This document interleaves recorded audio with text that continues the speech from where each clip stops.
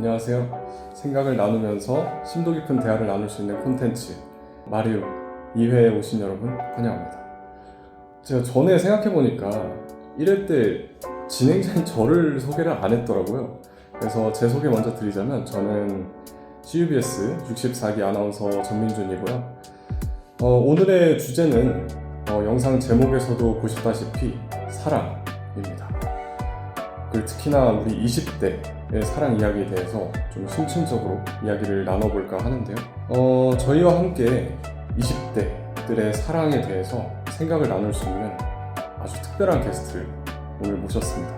충북대학교에서 심리학 과목, 그 중에서도 발달 심리학을 전공하셨고 현재 우리 학교에서 인기 교양 과목 중에 하나인 어른 심리여행 안내서라는 과목을 강의하고 계신 교수님인데요. 그래서 오늘의 주제는 심리학과 교수님께서 말씀해주시는 20대의 사랑입니다. 그러면 충북대학교 심리학과 이세별 교수님을 모셔보겠습니다. 안녕하세요. 네, 안녕하세요. 교수님, 네. 와주셔서 감사하고 간단하게 자기소개 먼저 해주시면 감사하겠습니다. 자기소개 다 해주신 것 같은데 네. 이세별입니다. 여러분, 심리학과에서 지금 전공으로는 제가 발달 심리학이랑 발달 정신병리학이라고 하는 걸 가르치고 있고요. 그리고 교양으로 이제 어른 심리 여행 안내서라는 굉장히 특이한 제목의 강의를 하고 있고요. 이 강의 같은 경우는 어떻게 보면 약간 잔소리 강의예요. 잔소리. 40대 선배가 20대 후배들에게 내가 이거를 그때 알았으면 좋았을 텐데 하는 것들에 대한 잔소리? 인기 강의라고 하셨지만 어쩔 때는 사람이 많기도 하고 어쩔 때는 적기도 하고 이런 강의를 하고 있습니다. 그러면은 이제 저희가 사전에 네. 보내드렸고 오늘 이야기 나눌 이야기에 대해서 이제 얘기를 해볼 텐데 일단 첫 번째 여쭤보고 싶은 건 이제 사람들이 보통 이상형이 뭐예요? 라는 질문 정말 많이 하잖아요. 근데 그 이상형이라는 게 어찌 보면 되게 막연한 느낌이거든요. 제가 느끼기엔. 그래서 혹시 이상형이라는 게 네. 개념적으로 존재를 하는 건가요? 이상형은 사실은 이제 발달 심리학자로서 얘기를 하면 자기가 되고 싶은 거 하고 굉장히 관련이 높아요. 그러니까 사실은 어떤 사람은 이상형이 있기도 하고 어떤 사람은 이상형이 없기도 하잖아요. 네. 그거는 약간 그거랑 똑같은 것 같아요. 내가 되고자 하는 모습이 확실한 사람이 있고 내가 가고 싶은 방향은 있지만 그 방향에 대한 구체적인 사항이 없는 사람들 있잖아요. 네. 그거랑 되게 비슷해요. 네, 그래서 사실은 이제 몇몇 심리학자들은 사실 이상형이라고 하는 게 자기 자신이 가장 되고 싶은 모습이 아니냐. 그러니까 어떤 연애에서 이상형도 뭐 그렇게 얘기를 하고 있고요. 그래서 이상형의 구체적으로 존재하냐 그거는 너무나 식상한 말일지 모르겠는데 사람마다 다르다라는 거. 근데 한 가지 확실하게 얘기할 수 있는 건 그 사람의 이상형과 그 사람이 실제 사귀는 사람, 실제 결혼한 사람은 전 세계적으로 별로 일치하지 않아요. 네. 그거는 과학적으로 사실입니다. 그렇군요. 네, 그래서 이상형이 무엇인가에 대해서는 아직 논의가 좀 분분하지만 약간 사담으로 저의 이상형은 예쁜 남자였어요. 예쁜 남자. 예쁜 남자. 되게 예쁘게 생긴 남자. 그렇죠. 네. 꽃미남. 그러니까 이렇게 약간 남성답게 생겼다기보다는 이렇게 오밀조밀 예쁘게 생긴 남자. 그래서 제가 이 이상형 관련한 질문을 받고 이제 이상형이 심리학적으로 존재하는가 막 이런 걸 찾아보다가 자기가 되고 싶은 아이디어란 모습인 걸 보고서는 내가 그래서 예쁜 남자가 좋았나 보다라는 생각을 했어요. 왜냐면 나는 정말 어렸을 때 여동생이 너무너무 예뻐서 나도 저렇게 좀 예쁘게 좀 놔주지 엄마 막 이러면서 그런 농담을 했던 왜 그런 거 있잖아. 항상 자매들 사이에서는 질투도 있고 그렇군요. 그렇게 볼 수 있겠네 라면서 난 되게 인터뷰의 질문을 계기로 생각하게 됐었죠. 근데 말씀 듣고 보니까 되게 생각지도 못했어요. 왜냐하면 이상형이라는 건 내가 만나고 싶은 사람, 그러니까 내가 연인이 되고 싶은 사람인데 그 사람이 결국엔 내가 되고 싶은 모습을 투영한 사람이다. 그러니까 이거를 살면서 생각을 해본 적이 없거든요. 근데 실제로 발달 심리학에서 이제 발달 심리학은 인간의 변화에 대해서 연구를 하거든요. 인간 행동에 대해서 과학적으로 연구하는 게 심리학이라면 발달 심리학은 인간 행동의 변화를 과학적으로 연구를 해요. 행동의 변화. 네. 그런데 20대에 일어나는 큰 변화가 뭐냐면 네. 아마 10대 한 중반부터, 그러니까 청소년기부터 20대까지 일어나는 큰 변화, 우리는 발달과업이라고 부르는데 그게 자기 정체성 확립이거든요. 그럼 자기 정체성 확립에 가장 크게 기여하는 게 연애예요. 네, 연애를 하는 과정을 통해서 뭘 하는 거냐? 파트너를 찾으면서 나는 어떤 사람을 좋아하지? 라는 걸 알아가는 게 나에 대해 알아가는 거예요. 그러니까 여러분들 자기 정체성 하면 아마 중고등학교 때 그냥 윤리 시간인가요? 그런데 배우나? 그냥 나는 누구인가? 라고 하잖아요. 네. 나는 누구인가? 라는 질문 속에 굉장히 큰 게 나랑 잘 맞는 사람은 누구지? 나는 어떤 사람에게 매력을 느끼지? 나는 어떤 사람에게 내 이런 에너지, 심리적인 에너지를 투자해서 관계를 하고 싶지? 알아가는 거거든요. 그런 면에서 보면 이상형이 나의 이상적인 자아상의 투영이다? 뭐 맞는 말인 것 같아요. 아, 그렇네요. 그러니까 상대방으로부터 내가 원하는 모습을 얻어가고, 그러니까 그러면서 사랑도 하고 하면서, 그러니까 그런 거라면, 진짜 이해가 되네요. 이상형이라는 게, 그렇게 되면, 이제 이상형이라는 건 결국 내가 만나고 싶은 사람이잖아요. 근데 만난다는 건 결국 사랑하고 싶다는 건데, 사랑을 하기 위해선 누군가를 좋아해야 되잖아요.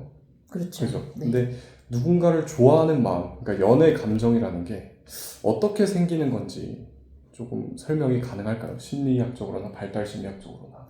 사실 사랑은 굉장히 많은 심리학자들에게 매력적인 주제이고요. 그래서 발달 심리학자들뿐만 아니라 사회 심리학자, 인지 심리학자, 정말 심지어 두뇌를 연구하는 신경과학자들까지도 이 사랑에 대해서 연구를 하고 있어요. 네. 그래서 여러 가지 이야기가 있습니다. 일단은 어떤 사람을, 그러니까 어떤 사람, 어떻게 사랑이 시작되는가 있을 때 이제 가장 유명한 이론 중에 하나는요, 자주 보이는 사람이에요. 자주 보이는 근접성. 이게 이제 여러 가지를 얘기하겠지만 굉장히 처음 사랑이 시작되는, 그래서 미국에서도 그렇고 이제 여러 나라에서 연구를 했는데 결혼한 커플들이 실제로 얼마나 가까이서 살았냐, 자랐냐를 보면 굉장히 이게 높다는 걸 알 수 있어요. 연관성이 있다. 네. 그래서 그러면 도대체 왜 가까운 사람, 물리적으로 가까이 사는 사람을 좋아하는 건가에 대한 또 연구를 했겠잖아요. 그래서 왜냐면 우리는 이제 메커니즘이 궁금하니까. 네. 단순 노출 효과라고 하는 게 있어요. 단순 노출 효과. 네, 단순 노출 효과. 이거는 뭐냐면 우리는 그냥 본 거를 좋아한다는 거예요. 안 본 것보다는. 그리고 자주 본 거를 덜 자주 본 것보다는 더 좋아한다는 거고. 이거는 사람들에 대해서만 뿐만이 아니고요.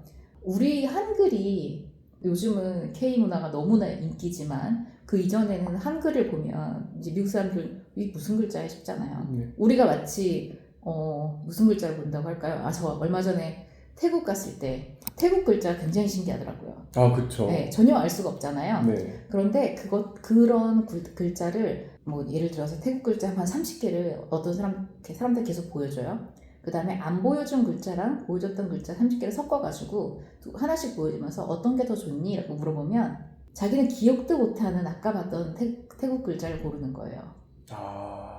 어쨌든 한 번 이상 봤으니까. 그런데 나중에 물어보면 자기가 이거 봤다는 거를 기억도 못해요. 왜냐면 우리가 모르는 글자를 엄청 30개를 봤는데 이거를 구분을 어떻게 하겠어요? 전혀 그냥 이상한 문양들이잖아요. 근데 내가 얼마나 노출되느냐에 따라서 그게 더 좋아진다는 거예요. 그러면 뭐 옛날에 또 그런 얘기 있죠? 그 10번 찍어 안 나가면 너무 무겁다? 네. 일견 맞는 것 같아요. 근데 문제는 여기서 함정이 하나 있어요. 함정이요? 네. 이 단순 노출 효과가 작동을 하려면 적어도 첫인상이 중립적이어야 돼요. 그러니까 처음부터 약간 불쾌함이 있었던 만남이었다. 그러면 자주 보면 더 싫어집니다. 첫인상이 적어도 중립적이었다. 물론 호감이면 더 좋죠. 네. 저 사람 나쁘지 않네. 그래서 중요한 건요. 여러분 누군가랑 연애를 하고 싶다. 네. 우리 과에 뭐 진학을 했는데 네. 예쁜 혹은 마음에 드는 남학생이 있다.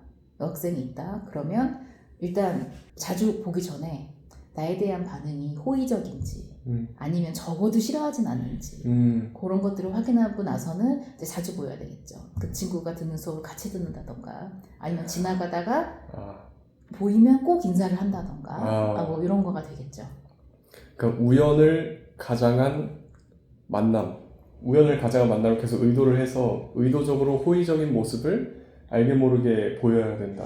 호의적인 모습을 보인다기보다는 그 친구와 좋은 시간을 만들어야 돼요. 네. 좋은 자리에서 마주치는 게 좋을 거고요. 근데 아까 얘기했지만 중요한 거는요. 나에 대해서 이미 별로 이렇게 달가워하지 않는다. 네. 그럼 절대 계속 만나면 안 돼요. 그럼 뭐가 돼요? 그때부터는 비호감 넘어서 범죄가 될 수도 있죠. 그쵸. 네. 그쵸. 그거는. 그래서 그 부분들 그렇고요. 그리고 또 아까 왜 단순 노출 효과뿐만이 아니라 또 뭐가 있냐면요. 사람들은 나를 좋아하는 사람을 좋아해요. 그쵸. 네, 대부분. 네. 그래서 상대를 처음에 이렇게 비호감이지 않다면 걔가 더 좋아한다던데? 라는 얘기를 들으면 그때부터 좋아지기 시작합니다. 호의적으로 변할 수 있어요. 중립적이었던 사람조차도. 네. 그래서 상호 호감의 법칙이라고도 얘기들 하고 아니면 이제 이게 약간 경제적인 법칙이에요. 내가 주니까 너도 준다라고 하는 거죠. 네, 그런 것도 있죠. 그럼 결국은 뭐 표현을 하라는 거죠. 대신 부담스럽지 않게. 그렇지. 그죠. 네. 그리고 여기서 말하는 거는 또 뭐냐면 상대방이 받아들이지 않는다고 하면 이제 그쪽의 선택이니까 존중을 해야 되겠죠.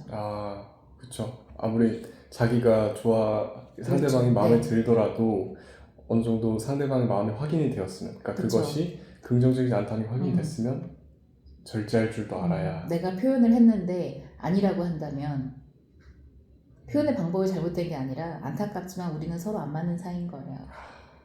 되게 가슴 아픈 이야기.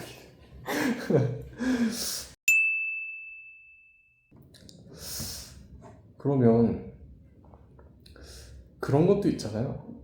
좋아하는 사람 앞에서 뚝딱거린다는 말 들어보셨나요? 그건 뭐죠? 그러니까 제가 좋아하는 사람이 제 앞에 있으면 막 어쩔 줄 몰라서 막 갑자기 어색해지는 거예요. 모든 게. 모든 행동이 막 버벅거리게 되고 막 잘하던 말도 못하고 이렇게 되는데 이거 왜 그런 건가요? 그리고 이거를 좀 어떻게 해야 좀 그나마 덜 하게 할 수 있을까요? 이거는 너무 잘 보이고 싶어서 그렇죠. 완벽해 보이고 싶어서. 아까 내가 얘기했지만 관계에서 내가 너를 도와줄 수 있는 사람이야, 내가 너를 지지해 줄 수 있는 사람이야 라는 걸 보여주고 싶은데 그게 내가 완벽해야만 가능하다라고 생각해서 그런 게 아닌가 싶어요.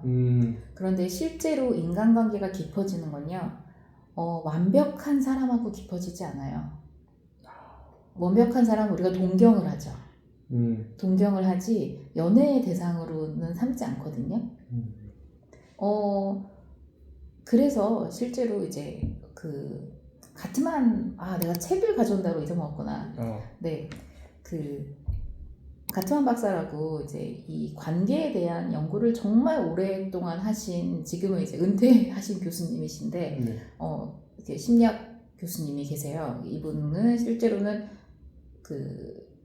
커플 연구하시는 센터를 되게 오랫동안 운영을 해오셨는데, 이제 그분이 한 실험 중에 뭐가 있었냐면 얼마나 빨리 관계가 깊어지는 데 도움이 되는 것들이 무엇이냐, 그런 것들을 찾는 것 중에 하나였는데요.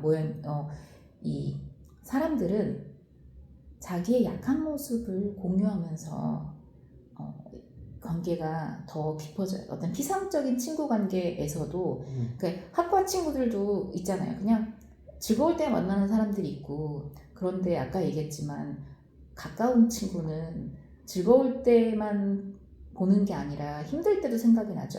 그렇죠. 네, 그러면서 나의 약한 모습, 힘든 모습을 노출하는 거에 대해서 위험을 느끼지 않잖아요. 네. 오히려 지지받을 거라고 생각을 해서 만나지.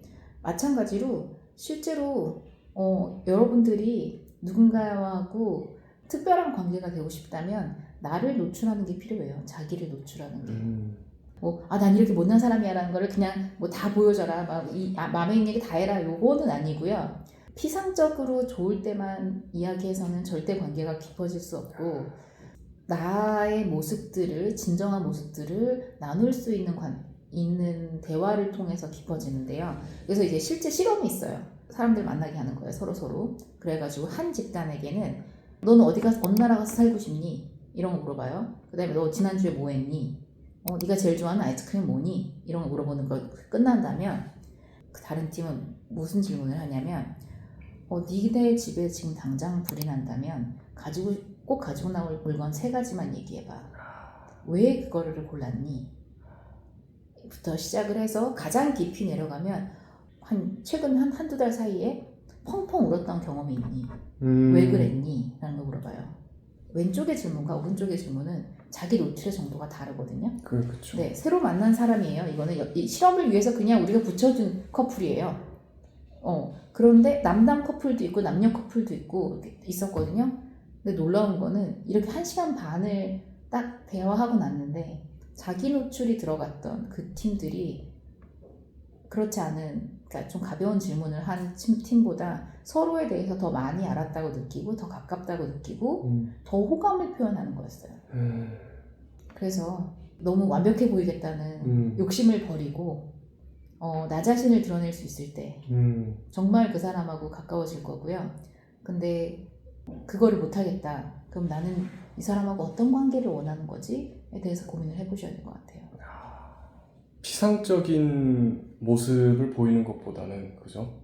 그리고 완벽한 모습을 보여야겠다, 이런 강박 때문에 툭닥거리는 거지, 사실 그냥 나 자신 있는 그대로 보여주다 보면 그럴 리가 없으니까, 그죠? 사랑을 하기 위해선 고백, 그러니까 서로의 마음을 확인하는 고백이 필요하잖아요. 그럼 교수님이 생각하시는 그 고백 성공 확률을 네. 그래도 그나마 좀 최대한 높일 수 있는 방법은 뭐라고 좀 생각하시나요? 사실 지금까지 얘기한 것들을 조금 종합해야 될 것 같은데, 일단 먼저 나에 대한 호감도가 있는 사람한테 해야 돼요. 고백은 이제 타이밍이라고 하잖아요. 그 타이밍이 뭐냐면 그냥 분위기를 만든다고 하는, 막 멋진 장소에 가고 날씨가 좋은 날이고 이런 게 아니고요. 저 사람이 나에 대해 가지고 있는 호감도가 무르익었는지를 확인을 해봐야 되는 거죠. 사랑은 타이밍, 고백은 타이밍이라고 하는 그 타이밍은 사실 그거예요. 그러니까 여러분들은 좋은 언어가 있잖아요. 썸. 네. 네. 그 썸이라는 단어가 사실은 그걸 의미한다고 보거든요. 그 나에 대한 호감도가 확인되는 여러 가지 행동들을 해보는 거죠. 저는 우리 남편하고 연애하기 전에 그걸 해봤어요. 분명하게 나에게 호감을 가지고 있는 건 알겠는데 뭔가 행동을 하지 않는 거예요. 그래서 그때 지금도 한 달에 한 번씩 만나는 친구들인데 그 친구들이랑 셋이 모여가지고 도대체 왜 고백을 안 할까 나한테? 어떻게 해야 되지? 이러면서, 그래서 그때 했던 게, 그때도 이제 문자를 보낼 수 있었어요. 우리 때도. 네. 그 스마트폰은 아니었지만 문자를 보낼 수 있는 폰이었는데 그때 친구들이 했던 게 그거였어요. 야, 보고 싶다고 해봐. 그래서 정말 보고 싶다라고 문자를 보냈었어요. 그 전에도 같이 둘만 영화도 보러 가고 서점도 가고 이랬었거든요. 그 고백의 타이밍을 주는 거죠. 자, 우리는 썸을 충분히 탔고 이제는 고백할 타이밍이야. 네. 근데도 안 하는 거예요. 근데 물론 그건 있었어요. 지금 자기가 어디 지금 나와 있어서 갈 수가 없다. 이러면서 되게 장문의 문자는 왔었어요. 결국은 목마르서 몸을 파야지. 네, 고백을 직접 했죠. 네. 그 중요한 건 해야 된다는 거예요. 네. 절대로 이렇게 문자로 보고 싶어 이런 모호함으로 가면 안 돼요. 직접적으로 선배한테 관심이 있고, 이거는 그냥 좋은 선배가 아니라 특별한 관계가 되고 싶다. 그러니까 그렇게 되기 위해서는 어쨌든 이전에 쌓아놓았던 것들이 있어야, 그렇죠. 그리고 그렇게 해서 어느 정도 서로가 확인이 되어 있고 할 때 이제 그런 상황이 됐을 때 애매모호하게 하지 말고 확실하게 네, 해야. 문자 같은 걸로 하지 말고 아, 만나서 두렵지만 두려움을 극복해야 미인을 얻는 거예요. 아, 미인을 얻었습니다. 아 그런가요? 축하드립니다. 그러면 그렇게 고백을 해서 성공을 해서 그렇게 연인 관계가 되면 이제 사랑을 하게 되잖아요. 그러면은 이제 뭐 아동도 발달하는 단계가 있고 그리고 도덕도 발달하는 단계가 그렇죠. 있다고 알려져 있는 것처럼 사랑에도 발달 단계가 있다 생각하시나요? 그렇다고 연구자들도 그러고요. 제 개인적인 경험도 그런 것 같아요. 네, 일단은 이 사랑이라고 하는 게 연인 관계가 이제 오래 간다고 하잖아요. 오래 가면 왜 농담처럼 뭐 이렇게 중년의 부부는 가족이지 뭐 이런 얘기 하잖아요. 네. 이거는 사랑이 없어졌다는 게 아니라 사랑이 모습이 변한 거예요. 유형이.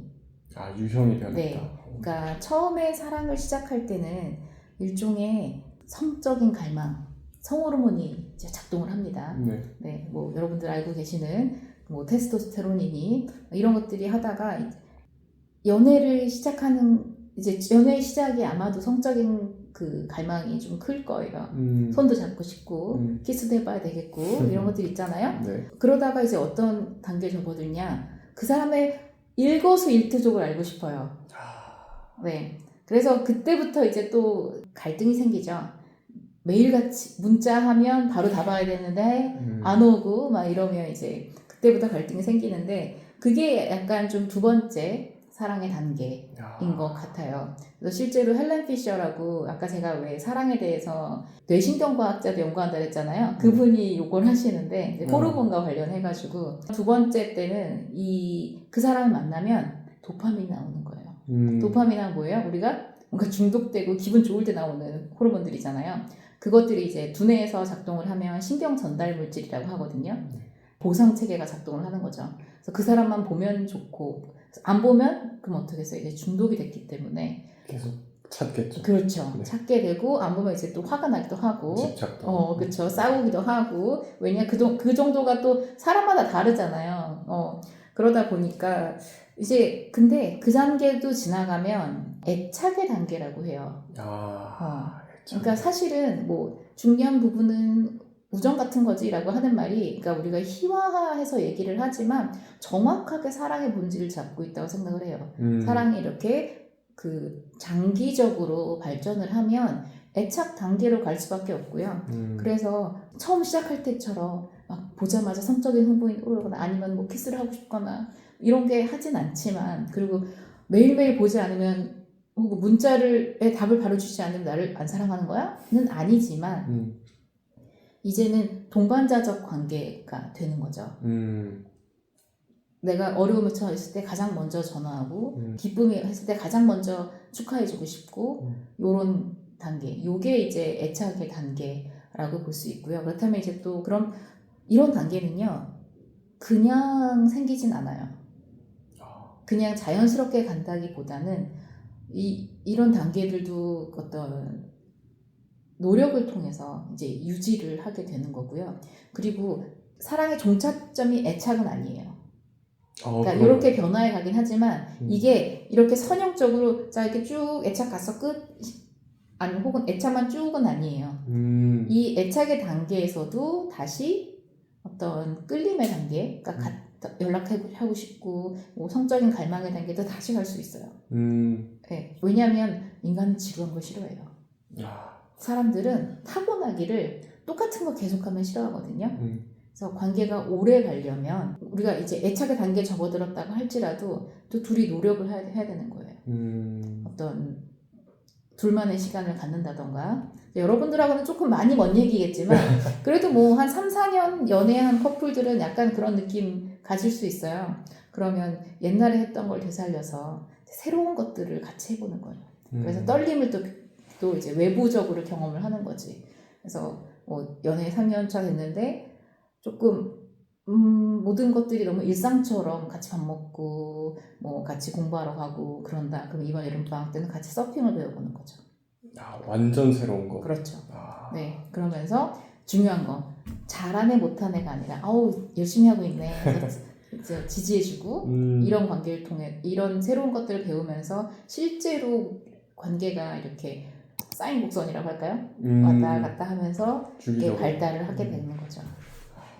그러면은 결국엔 사랑의 발달이라는 건 말 그대로 단계별로 이렇게 옮겨가고 하지만 어느 한 상태에 정착하는 것은 또 아니다. 정착하게 되면 사실 관계가 오래 못 가요. 그러면 거기서 이제 얘기했잖아. 인간은 지루한 걸 싫어한다고. 네, 태어난 지 2주밖에 안 된 아이도 똑같은 거 계속 보여주면 싫어해요. 네, 애기들도. 그 어른들은 이제 더 그렇죠. 네. 그래서 그렇게 된다 그러면 내가 이 사람이 정말 소중하고 이 사람과의 관계를 계속 유지하고 싶다. 그럼 이제 둘이 같이 논의를 하는 거죠. 뭔가 새로운 걸 좀 재밌는 걸 해볼까 같이. 그렇게 하면 확실히 더 오래오래 행복할 수도 있겠네요. 그렇죠. 네. 지금 말씀해주신 얘기가 다음 질문에도 굉장히 중요한 핵심이 될 것 같은데 네. 그런 말이 있잖아요. 사랑의 유효기간은 네, 이런 말 들어요. 네네네 많이 듣죠. 네. 평균적으로 뭐 6개월에서 네. 2년이다 이런 말이 있는데 네. 그러면 교수님께서도 사랑의 유효기간이 있다라고 생각을 하시나요? 그거는 아까 헬렌 피셔 박사님 얘기를 했잖아요. 그 유효기간은 그 갈망의 단계까지의 그 기간인 것 같아요. 사람들이 얘기하는. 갈망의 단계. 네. 뭔가 그 사람을 보고 만나고 이랬을 때 그 도파민, 아드레날린 이런 그 흥분되게 하는 그런 그러니까 각성되게 하는 그런 호르몬하고 관련된 그런 단계가 딱 6에서 12개월, 2년. 긴 사람은 2년, 짧은 사람은 6개월. 네, 그거거든요. 네, 그래서 아마 거기까지만을 많은 사람들이 사랑이라고 생각을 하는 것 같아요. 그런데 이 두 사람의 관계에서 사랑이라고 하는 게 거기만 있는 게 아니거든요. 아까 애착이라고 얘기를 했잖아요. 네. 자, 애착이라고 하는 게 발달 심리학에서 굉장히 중요한 개념이에요. 애착은 영어로는 attachment거든요. attach는 뭐예요? 갖다 붙어 있는 거죠. 네, 들러붙어 있는 거. 이 들러붙어 있는 게 인간에게 굉장히 커다란 생존을 도와주는 그런 행동이었거든요. 언제 들러붙냐면 불안할 때 가서 들러붙어요. 그쵸. 그리고 위안을 받죠. 네. 그리고 또 아기들이요. 이제 우리가 처음 애착을 형성하는 게 엄마랑 형성을 하게 되거든요. 그때도 애착을 통해서 얻는 게 또 뭐가 있냐면요. 지금 이렇게 불안한데 불안을 이렇게 약화시켜 주는 거. 그 두 번째는 뭐냐면 내가 새로운 곳을 가면 나의 애착 대상이 옆에 있잖아요. 그럼 내가 탐색을 할 수가 있어요. 아기들이. 그래서 여러분들의 이 관계에서 여러분들의 이 연애 관계가 애착의 상태에 있다라는 거는 사랑의 열정이 사라진 게 아니고요. 나는 이 관계가 있기 때문에 세상 그 어떤 풍파도 혹은 새로운 곳도 두려워하지 않고 탐색해 볼 수 있는 거죠. 이제 애착이라고 하는 게 이제 물론 이제 이 나이 되면 그렇게까지 가지만 어쨌든 간에 3년, 4년 된 이 건강한 애착 관계는 서로를 하여금 어려운 일을 헤쳐나갈 수 있게 하고 새로운 일을 도전하는데 안전기지 역할을 해줄 수가 있는 거죠. 그러면 어쩌면 제가 질문으로 드렸던 그 사람들이 얘기하는 사랑의 유효기간이라는 건 사람들이 생각하는 그런 되게 짜릿짜릿한 연애, 그러니까 항상 보고 싶고 그러니까 이런 거에 대한 유효기간인 거지. 네. 그렇다고 해서 교수님께서 말씀하신 그런 애착의 사랑에는 유효기간이 그렇게 짧은 건 아니다. 네. 그런 말씀이신 거죠. 네. 그리고 이렇게 애착 관계에 있는 사람하고 새로운 곳에 미지의 세계를 같이 탐험하잖아요. 예를 새로 여행지, 좋은 곳 가면 더 즐겁잖아요. 그쵸. 내가 의지하는 사람과 함께하면 더 즐거움을 느낄 수 있고. 그럼 어찌 보면 그냥 사랑의 유효기간 이거는 제가 언제든 썼다 지웠다 할 수 있는 계속 연장할 수 있는 거라 생각. 선택이에요. 내가 선택하면 돼요. 마음만 먹으면 언제든 연장할 그렇죠. 수 있는. 네. 진짜 그런 것 같아요. 사랑은 유효기간이 있다고들 하지만 본인이 선택한다면, 네. 본인이 그리고 노력한다면, 그리고 상대방이 함께 노력한다면 그 유효기간은 언제든 그쵸. 늘릴 수 있다. 네, 좋은 관계라면, 내가 유지하고 싶은 관계라면. 근데 네. 또 그렇기 때문에요. 건강하지 않은 관계라면 과감하게 나는 이거를 유지하지 않기로 선택하겠어 라고 하는 것도 좋죠. 그것도 건강한 방식이겠네요. 그렇죠. 그리고 새로운 사람을, 더 맞는 사람을 찾아볼 수 있는 거죠. 있는 기회가 생기니까. 그쵸. 그러면 그렇게 의지할 수 있는 사람이라는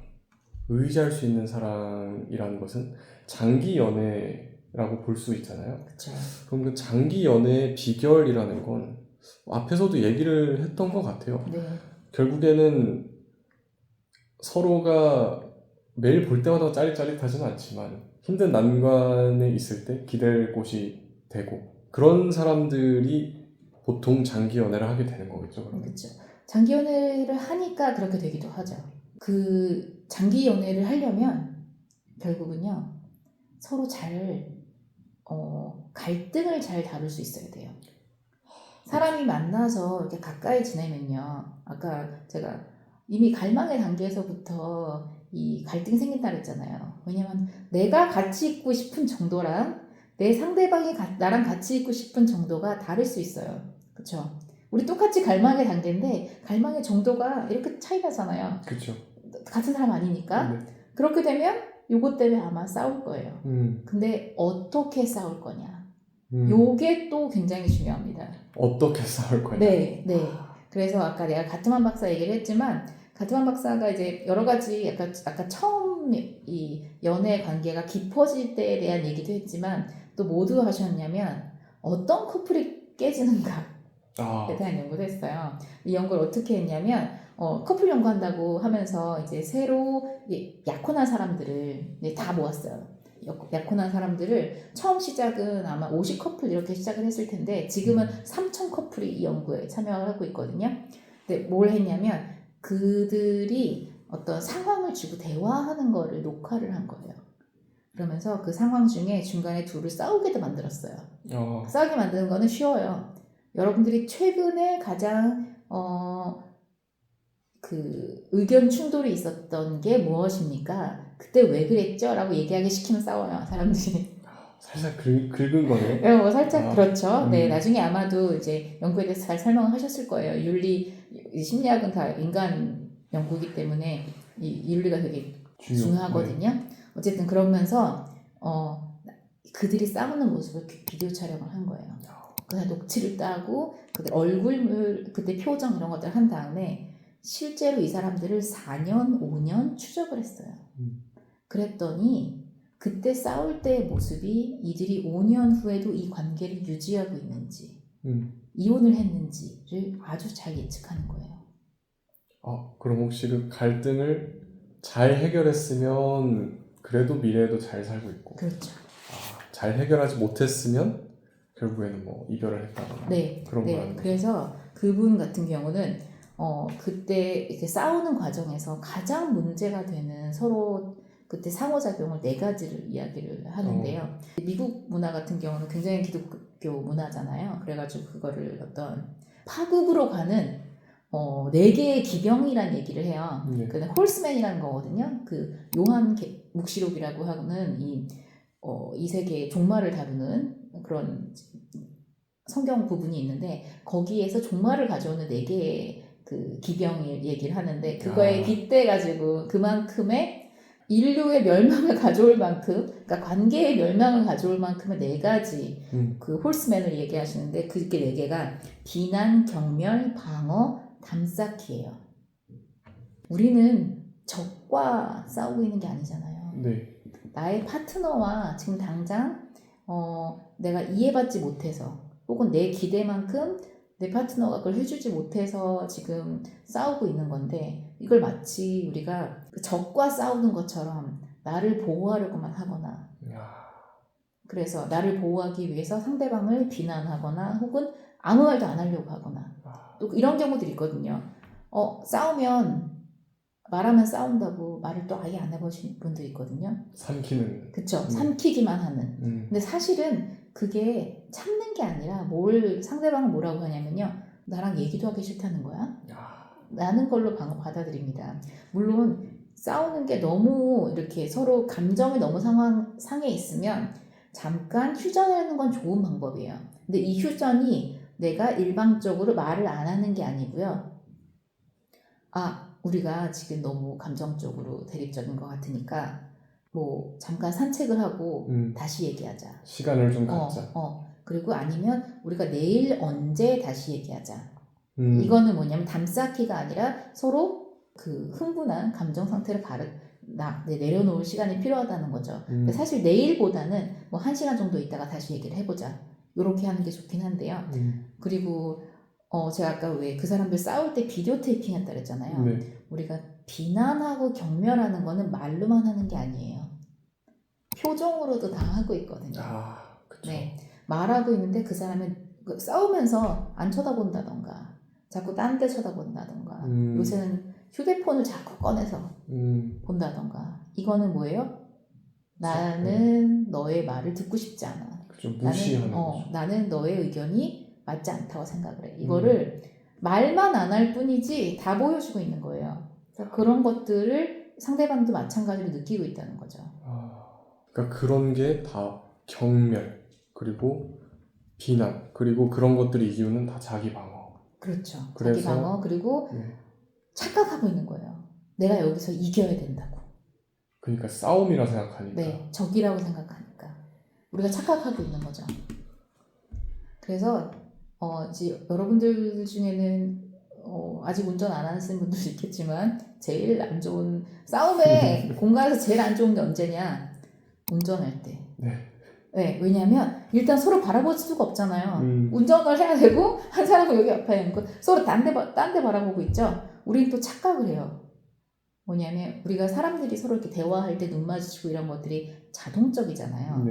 그런데 이야기는 하는데 내가 앞에 운전하니까 어쩔 수 없이 안 보죠. 그쵸. 근데 이거를 우리는 이 대화가 너무 자동적으로 이루어지기 때문에 이 사람이 운전 때문에 나를 안 보는데 근데 이 시그널이 나를 무시해서 안 본다는 걸로 착각을 하게 돼서요.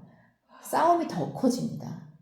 그래서 이 가트만 박사도 그렇고 여러 가지 이제 이 부부 테라피 치료하시는 분들이 절대 차 안에서 언제 가지 마라. 오해 소지가 그렇죠. 다분하다. 네. 의도치 않게. 나는 운전을 하는 건데 하필 그 타이밍에 상대방이 뭐라고 해. 그쵸. 잘 못 들을 수도 있어요. 실제로. 잘 못 들을 수도 있고 나는 지금 끼어들어야 하기 때문에 대답이 늦을 수도 있거든요. 근데 상대방은 뭐라고 생각해? 대답 안 해? 그러니까. 지금 겹치는 거야? 이렇게 생각할 수도 있고 그리고 이제 두뇌가 이제 착각을 하는 거죠. 나를 안 보고 있다. 나를 무시하고 있구나. 이렇게. 왜냐면 그런 시그널을 읽는 게 우리가 의식하지 못하고 읽고 있잖아요. 네. 그러면 되도록이면 차에서는 좋은 이야기만. 싸우지 말고. 그렇죠. 네. 그리고 전화로도 싸우지 말고. 안 보이니까. 안 보이니까. 그게 핵심이네요. 네. 그러니까 고백도 만나서 하고 싸우는 것도 만나서 하고 네. 그리고 잊지 말아야 될 거. 내 적이 아니다. 그렇죠. 적이라 생각하면 안 된다. 그렇죠. 근데 그렇게 생각하기 쉽거든요. 그래서 그러면 어떻게 해야 되냐? 그러면 화났을 때 이런 생각 안 들잖아요. 네. 평소에 얘기를 해야 돼요. 이런 부분에 대해서. 그래서 책을 가져오려고 여러분들에게 소개시켜주고 싶은 책이 있어서 두고 왔네. 그럼 나중에 메일로 전달할게요. 네. 더 궁금해지네요. 어떤 책인지. 그러면 장기 연애를 위해서는 다툼과 갈등을 잘 극복을 해야 되고 그것을 잘 극복하기 위해서는 안 다툴 수는 없으니까 다투게 됐을 때는 상대방에 대한 비난을 최대한 지양하고 경멸하지 않고 그리고 자기를 방어하기 위해서 상대를 적으로 두지 않고 담쌓지 않는 게 중요하다. 네. 그리고 배고플 때 싸우면 안 됩니다. 항상 맛있는 거 같이 먹고. 아니 진짜로 인간은요, 배가 고프면 날카로워져요, 누구나. 배고프거나 목마르거나. 야, 네, 그래서 저 사람한테 너무 화가 치민다. 잠깐 고민해 보세요. 내가 배가 고픈가? 아, 내가 배가 부르면 좀 덜 화가 나지 않을까? 아, 네. 그리고 상대방이 뭔가 불만이 있는 것 같아, 쌓이는 게 있는 것 같아. 그러면 우리 밥 먹고 얘기할까? 아니면은 서로가 좋아하는 걸 알 테니까 우리 이거 먹으면서 얘기 좀 할까? 좀 그렇게 한다면 좀 이렇게 갈등이 커지진 않겠네요. 그리고 조심해야 될 거는 그 밥 먹고 얘기하자는 걸 회피를 받아들일 수 있어요. 그래서 오케이, 그 중요한 얘기 하고 싶은 거 알겠는데 일단 밥을 조금 먹고 얘기하면 우리가 좀 편안하게 얘기할 수 있을 것 같아. 그렇게 좀 어찌보면 유도를 좀 해야겠네요. 네, 그리고 너가 지금 불편한 상황을 무시하는 게 아니다. 이해하고 있다. 우리는 그걸 같이 다룰 거다. 라는 시그널을 주는 거죠. 참 말은 쉽지만 실제는 어렵죠. 그렇네요. 근데 어찌 보면 그런 것들을 다 해내야 결국에는 내가 기댈 곳을 또 그렇죠. 누릴 수 있는 네. 거니까. 그래서 사랑이 노력이라고 하는 거죠. 이런 노력이 바로 이런 것들이 노력입니다. 그렇네요. 그래서 평생의 술 친구를 얻을 수 있어요. 그렇게 연애를 계속 이어 나가면서 서로 노력을 해서 서로가 더 좋은 관계로 발전이 되면 당연히 좋은 거지만 말씀하신 것처럼 내가 더 이상 이 사랑을 유지하는 게 나에게 큰 도움이 되지 않겠다 라는 판단을 할 때 결국 맞이하는 건 이별이잖아요. 그렇죠. 네. 근데 요즘 꼭 20대라고 한정할 수는 없지만 그래도 특히나 20대에서 많이 화두가 되는 건 미성숙한 이별입니다. 맞아요. 되게 서툴고 맞아요. 미성숙한 이별인데 그거의 뭐 대표적인 예시로는 뭐 잠수 이별 들어본 적 있으신가요? 이거는 네. 용어도 있어요. 아, 네, 잠수 이별 고스팅이라고 해요. 고스팅. 네, 고스트가 되는 거예요. 고스트가 네, 네. 말 그대로 그런 거나 아니면 환승 이별.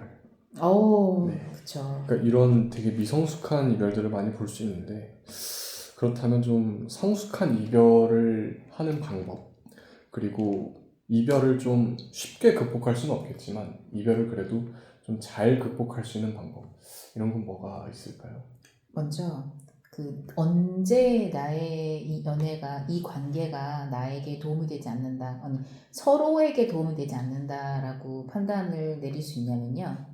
이것도 이제 심리학 연구들이 있는데 이 관계 속에서 즐겁고 긍정적인 경험과 부정적인 경험의 비율이 5대1이 돼야 돼요.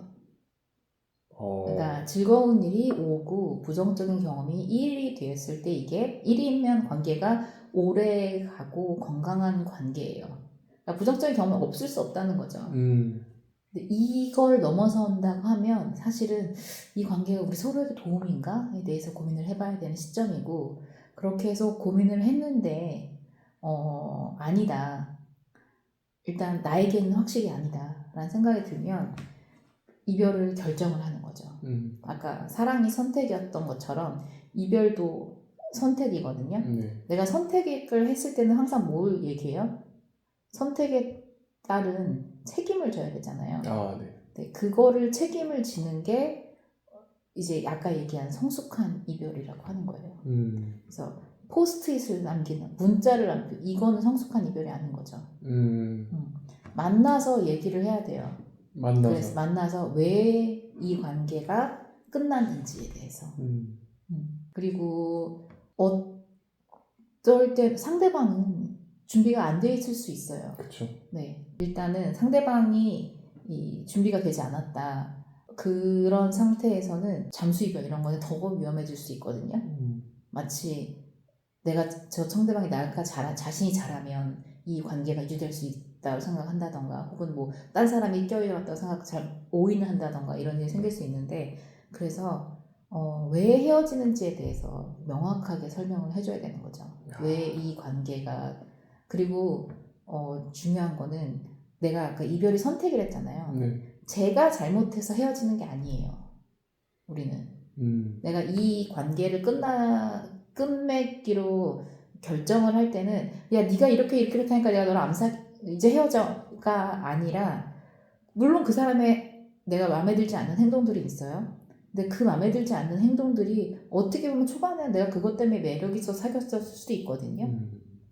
근데 뭐 생각했던 거가 다를 수도 있는 거고 뭐 여러 가지 이유가 있겠지만 결국은 내가 이 관계에서 기대했던 바가 있고 채워졌으면 했던 것들이 있는데 채워지지 않는다는 거예요. 이제 그 부분들에 대해서 설명을 해야 되는 거죠. 그러니까 상대방이 어떤 노력을 한다고 해서 이게 이어질 거라고 생각하지 않는다라는 거를 이제 명확하게 보여주는 게 그게 성숙한 이별 방법이라고 이야기를 합니다. 말씀하셨던 것처럼 선택이라는 거는 어쨌든 그 선택을 함과 동시에 책임이 발생하는 거기 때문에 내가 그 선택을 하고 상대방에게 시간이 필요하다면 상대방이 받아들이는 데까지 기다려주는 것도 어쩌면 책임이라고 볼 수 있겠네요. 그리고 그게 교수님이 말씀하시는 성숙한 이별이고. 근데 이거는 양쪽이 다 건강한 성인일 때. 한 사람이 아픈 사람이다 정신적으로 그러면 이건 불가능하죠. 나의 노력만으로. 그렇죠. 어렵겠죠. 그거 같은 경우는. 그러면 그렇게 이별을 했을 때 그 이별을 선택한 사람도 그리고 그렇죠. 그 이별을 받아들이는 사람도 사실 이거를 극복하기란 쉽지 않을 텐데. 그럼요. 네, 정말 쉽지 않죠. 이것도 좀 최대한 자신을 망가뜨리지 않는 선에서 건강하게 극복할 수 있는 방법은 뭐가 있을까요? 두 가지를 얘기하고 싶은데요. 관계가 내가 선택해서 이별을 했다 할지라도 상실이에요. 우리는 같이 보내는 그 수많은 시간과 기억이 있잖아요. 이걸 이제 잃어버리는 거거든요. 그거가 없어진다는 거는 정말 우리 마음에 어마어마하게 큰 변화고요. 그거를 익숙해질 시간이 필요해요. 이제 심리학 연구 중에서 상실에 대한 연구가 굉장히 많은데, 그러니까 배우자를 잃었을 때, 혹은 내가 암으로 진단받았을 때라고 생각을 해보세요. 암 말기래. 그러면 어떤 생각이 들겠어요? 처음에 부정을 하고 싶겠죠. 그렇죠. 그러고 나서는 분노도 할 거고요. 요게 이제 애도의 단계인데 부정하고 분노하다가 결국은 이 현실이 바뀌지 않잖아요. 왜 나만 이렇게 아파야 돼? 왜 나만 막 이러다가도 타협하게 되고 결국은 수용하게 되거든요. 이거를 우리는 이제 상실의 애도의 단계라고 이야기를 합니다. 그러니까 상실에서 애도로 가는 단계. 그런데 연하의 끝도 마찬가지예요. 사랑의 끝에도 그런 어떤 애도의 기간과 시간이 필요하거든요. 근데 이때 이거를 이제 특히나 관계가 너무나 나를 상처 입혔던 관계라서 끝냈다고 할지라도 이 시간들은 필요한데 이거를 내가 왜 그래야 되지? 나는 왜 이러지? 막 이러면서 이렇게 빨리 끝내야 돼. 요렇게 생각을 하면 더 오히려 힘들다는 거죠. 그러니까 우리는 상실의 시간은 그거를 다 보내야지 정상으로 돌아갈 수가 있어요. 근데 그 기간은 사람마다 다르고 그리고 내가 어떤 관계를 해왔냐에 따라 다르고 어떤 관계를 오래 해왔느냐에 따라 달라요. 그러니까 주변에서 야 이제 좀 그만해. 절대 안 되는 얘기죠. 그렇죠. 그렇지만 주변이 도움이 되긴 해요. 나를 지지하는 사람. 아까 속상할 때 친구 불러내서 얘기하고 지지받고 그래서 가족과 친구. 그래서 여러분 연애 상대가 아무리 좋아도 친구를 소홀히 하면 안 돼요. 내가 내 애인이랑 싸우고 친구 만나갖고 어떻게 그럴 수가 있니? 하면서 호소할 사람도 필요하고 또 어째요? 내가 헤어졌을 때 또 나를 지탱해줄 또 나의 커뮤니티가 필요하잖아요. 뭐 꼭 필요에 의해서만은 아니지만 굉장히 도움이 됩니다. 도움이 된다. 그러니까 이별을 잘 건강하게 극복하는 법은 너무 거기서 벗어나려고 난 이러면 안 돼 이런 생각보다 그냥 그 상실감을 단단히 받아들이고 그리고 그냥 슬플 때 충분히 슬퍼하고 그냥 이렇게 그냥 시간이 해결해 준다 이렇게 이해하면 될까요? 그런데 그때 친구가 있고 가족이 같이 있고 이러면 그 시간이 덜 힘들 수 있고 짧아질 수 있다라는 거죠. 잘 살아나야겠네요. 잘 살아나야 내가 힘들 때, 물론 목적이 그것만은 아니죠. 그렇죠. 잘 사는 게 그렇죠. 목적은 그건 네. 아니지만 잘 살았을 때 얻을 수 있는 이점 중에 하나가 그렇게 힘든 순간을 이겨낼 수 있게 하는 그런 게 이별을 건강하게, 그나마 좀 건강하게 잘 극복하는 법이다. 그렇군요. 이별을 얘기하니까 괜히 좀 슬퍼지나요? 울적해지네. 이제 어느덧 마지막 질문을 드릴 때가 됐는데, 그렇다면 지금까지 말씀해 주신 것들을 뭐 종합해 주셔도 좋고 아니면은 그냥 생각이 드시는 대로 말씀해 주셔도 좋은데, 그렇다면 20대라는 건 굉장히 인간에 있어서 특별한 그럼요. 시기잖아요. 네. 20대에게 사랑이란 무엇이며 어떤 의미를 가지는지. 네. 일단 20대는 굉장히 특별한 시기인 게요. 우리가 여러분들은 지금 20대를 살고 있지만 40대가 된 나에게도 20대는요. 가장 많은 내 삶의 기억이 있는 곳이에요. 야. 저는 10대도 살았고 30대도 살았잖아요. 네. 근데 20대 때 기억이 가장 생생하고 가장 자세해요. 근데 그거는요. 전 세계에서 이제 기억, 제가 인지 발달 연구예요. 기억과 관련한 발달을 연구하는데 기억 연구자들에게 너무너무 잘 알려진 사실이에요. 20대의 기억은 굉장히 특별해요. 근데 20대 때 중요한 사람을 만나고 나에게 그 중요한 사람을 만나기 위해서 탐색을 하죠. 또 이렇게 연애를 한 번만 하진 않잖아요. 한 번만 하는 사람도 있지만, 그리고 한 번만 하더라도 그 사람하고 정말 많은 어떤 기억들을 만들어낼 거고, 그쵸. 그 기억이라고 하는 게 결국 그 관계의 어떤 재료들이잖아요. 네. 그리고 아까도 처음부터 우리가 얘기했지만 어떤 이상형이라는 것 자체가 나의 어떤 정체성하고 관련이 있다고 그랬죠. 그리고 이 연애의 과정은 사실 나의 정체성의 과정이에요. 나는 무엇인가라고 하는 것 중에서 가장 크게 차지하는 게 나의 인간관계란 무엇인가거든요. 나에게 지지가 되고 나의 본질을 드러낼 수 있는 인간관계가 무엇인가. 그 중에서 엄청 큰 부분이 바로 사랑에서 나오는 인간관계이기 때문에 그래서 여러분 20대의 사랑은요 발달 과업이에요. 꼭 해야 되는 거죠. 꼭 해서 내가 누구인지, 관계 속에서의 나는 어떤 사람인지, 관계 속에서 나는 어떤 사람과 같이 있고 싶은지, 그리고 내가 피해야 할 사람은 어떤 사람인지, 나에게 도움이 되지 않는 관계란 어떤 것인지를 20대 때 배워야 돼요. 생물학적으로도 그래서요 20대가 일종의 그런 거죠. 새로운 사람을 만나는데 가장 두려움이 없는 시기예요.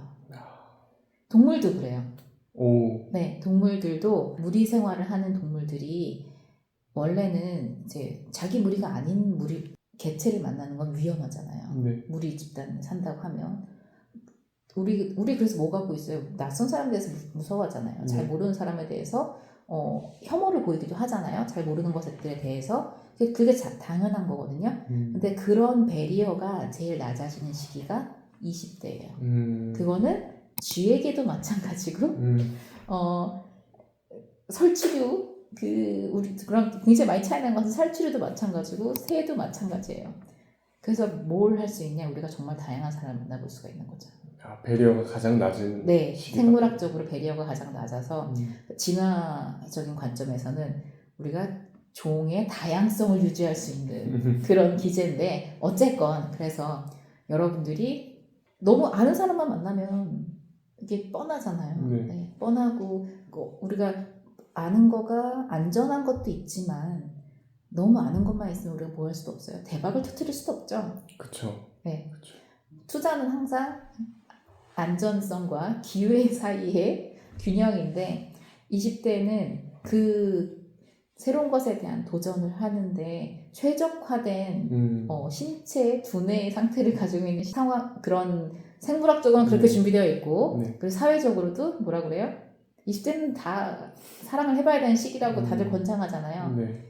그리고 다들 기대하는 시기이기 때문에 30대, 40대 때보다 더 연애하기가 용이한 게 사실이고 그러니까 꼭 사랑을 해보시고 근데 그 사랑이 변화한다면 자연스럽게 또 받아들이시고 그리고 내가 원하는 것을 명확하게 얘기할 수 있고 그리고 서로에게 도움이 되는 관계, 그러니까 이 관계 속에서 내가 지지를 받을 수 있는 그리고 상대방에게 내가 지지가 될 수 있는 그런 관계를 만드는 법을 알아가는 그런 좋은 기회니까 사랑을 꼭 하시라고 얘기하고 싶어요.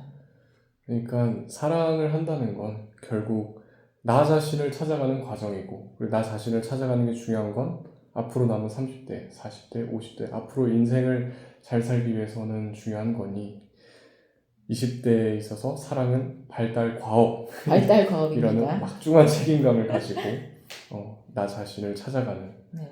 그러기 위해서는 20대의 사랑은 발달 과업이다. 꼭 해라. 네, 그렇게 정리하면 될까요? 네. 알겠습니다. 정말 너무 좋은 말씀을 많이 들었는데 이제 저희 마레유 콘텐츠에서 마무리하는 시점에 항상 하는 게 있습니다. 혹시 뭔지 아시나요? 아니요. 모르시나요? 앞에만 보고 왔어요. 그리고 저희가 오늘이 2회차라 저희가 항상 마무리하는 시점에 하는 게 저희가 오늘 이야기를 좀 많이 나눴잖아요. 그러면 이야기를 나누면서 뭐 느끼셨던 점이나 아니면 뭐 저한테 해주고 싶은 말씀 아니면은 보시는 여러분들에게 하고 싶은 말씀 이런 것들을 편지지에 적는 시간을 가질 겁니다. 그리고 저도 똑같이 제가 느꼈던 점들을 적어서 교수님께 드리려고 합니다. 네. 그럼 한번 써볼까요? 어디다 쓰나요? 편지지?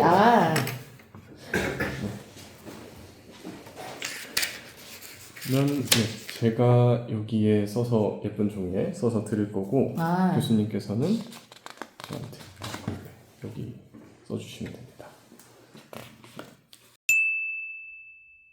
네, 이제 다 썼죠, 그죠? 네, 다 썼어요. 다 썼다면 누가 먼저 읽으면 될까요? 혹시 하고 싶으신 게 있으실까? 아니면 제가 먼저 읽어드려도 될까요? 네. 네.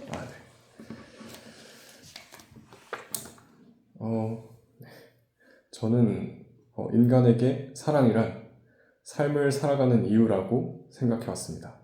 그리고 오늘 이야기를 나누면서 제 삶을 살아가기 위해 모아야 할 조각들을 모아보고자 하는 마음이 들었습니다. 그래서 사랑을 삶의 과업으로 여기며 막중한 책임감을 갖고 앞으로 20대를 살아보겠습니다. 오늘 교수님과 이야기 나눌 수 있어 감사했습니다. 고맙습니다. 감사합니다. 20대 한 사람의 사랑에 대한 동기를 높여서 아주 뿌듯한 시간이었는데요. 저는 이 인터뷰를 준비하면서부터 사실 되게 좋은 질문, 어려운 질문을 많이 보내주셔서 어떤 내 관계, 나 자신도 나의 관계를 돌아보는 되게 좋은 시간이었습니다. 그리고 사랑을 이미 하고 있는 여러 또 우리 학우들이라면 이 질문들에 자기만의 답을 한번 해보는 것도 되게 좋을 것 같아요. 그래서 여기 방송국 분들께서 그 질문들을 조금 올려주는 것도 이제 댓글이나 이런 걸로 뭐 좋을 것 같아서 그래서 자신만의 혹은 지금 연애를 하고 있다면 파트너와 함께 이 질문들에 대해서 좀 스스로 답을 만들어 본다면 그 지금 하고 있는 연애의 관계를 더 한 단계 또 다음 단계로 이렇게 발전해 나가는 그런 그 시간이 될 거라는 생각이 들었습니다. 그래서 나도 즐거웠고 여러분도 더 즐거울 수 있을 거다. 이런 말씀을 드리고 저도 감사합니다. 감사합니다. 오늘 우리 학교 충북대학교 심리학과 이세별 교수님 모셔서 20대 사랑 이야기라는 주제로 얘기를 나눠봤는데요. 정말 좋은 얘기도 많이 나눴고 좋은 말씀도 많이 들었고 해서 너무 소중했던 시간이었다고 생각합니다. 그러면 이제 마지막으로 편지 뒤에 보이는 판에 붙이면서 마무리하도록 하겠습니다. 오늘 감사했습니다. 감사합니다.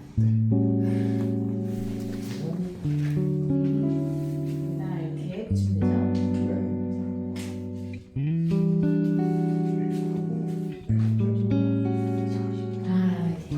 이러고 나나?